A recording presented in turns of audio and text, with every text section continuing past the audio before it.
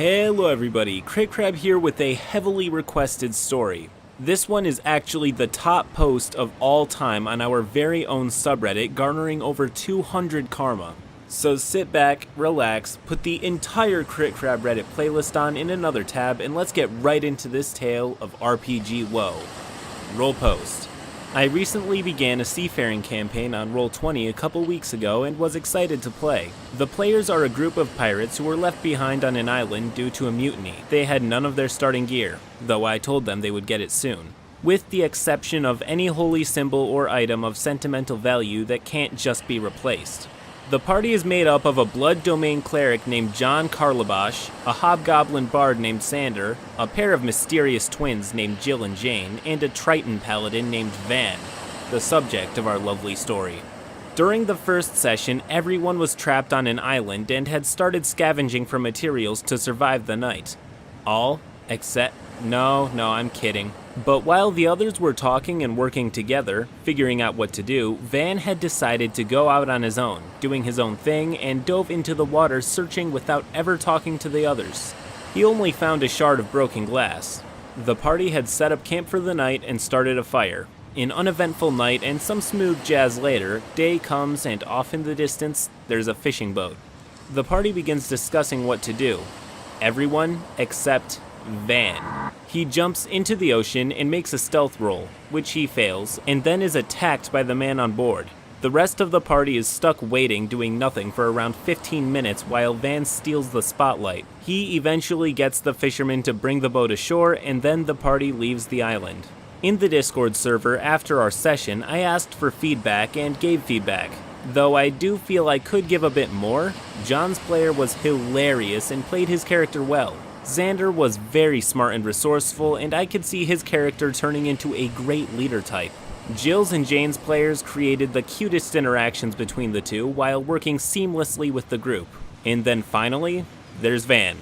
Van's player, I told that while they were good, they needed to work together with the group better. They said okay. The next session comes and it's session time again. Everyone shows up, with the exception of Van. We tried for quite a while to get a hold of the player, but never got any response.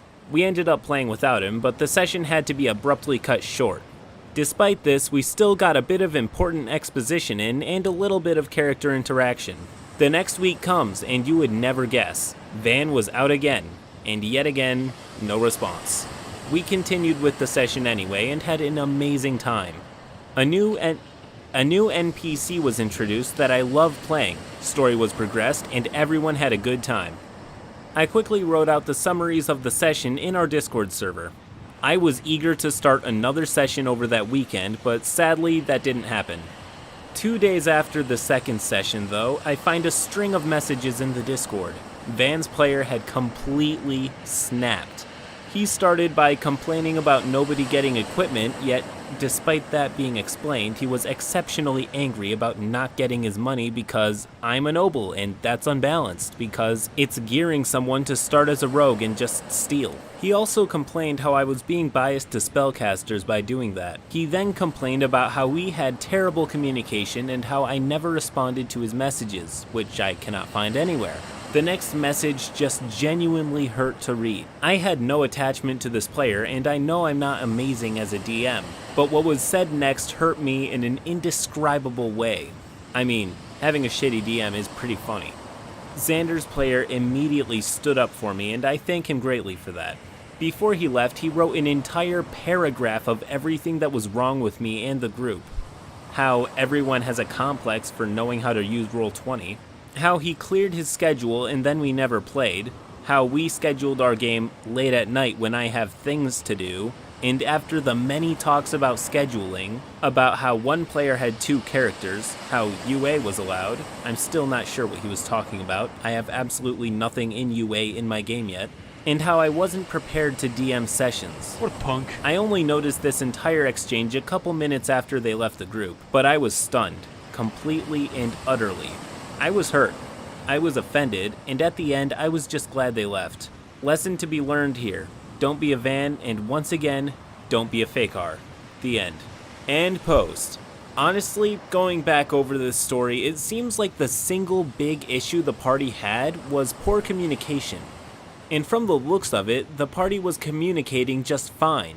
And OP even tried to communicate with Van, but Van didn't seem willing to communicate back. Van was just letting things he didn't like or things that he would appreciate more go unsaid and then blamed the party for not reading his mind. Why he felt like telling literally everyone but the party about his grievances was the answer to his problem? We may never know. Anyways, if you enjoyed this video, please do leave a like and subscribe to the channel for more stories just like this one. Till next time.